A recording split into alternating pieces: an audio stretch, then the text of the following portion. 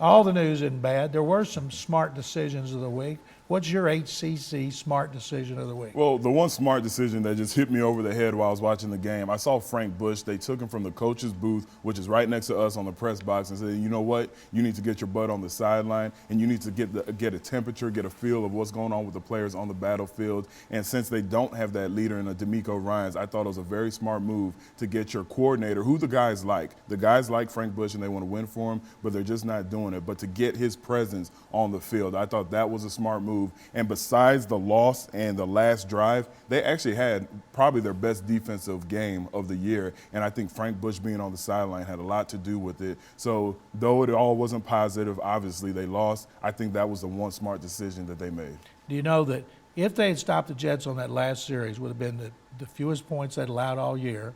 They already scored more points against the Jets than any team in the NFL this year, and that's how bitter that last drive will be for they'll have that bad taste in their mouth for so long. My smart decision of the week took place in Minneapolis.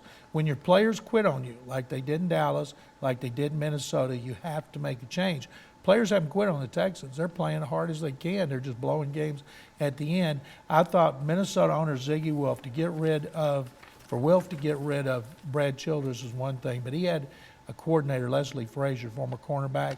Leslie is being pursued in the off seasons by a lot of teams, getting interviews. So now they have 6 games left to see, can Leslie Frazier handle this under these circumstances? I like that move. I like the move, but I disagree with this being a positive thing for Leslie Frazier. I played with Leslie Frazier in Philadelphia. He was the defensive back coach while I was a player, and the guys loved him. They respect him. He's also a player's coach, but I know he likes the situation he's in, being the interim head coach. I think he needs an entire offseason, a mini camp, and a training camp to really put his stamp on the team. And if you want to judge him as a head coach, I think using these last 6 weeks, he's at a disadvantage because his stamp won't be on the team. He'll be using Brad Childress's culture, Brad Childress's system, and his players to try to win his style, and that's just not fair. So if they leave him as the interim coach, I think they should also give him another year to prove what type of head coach he could really be.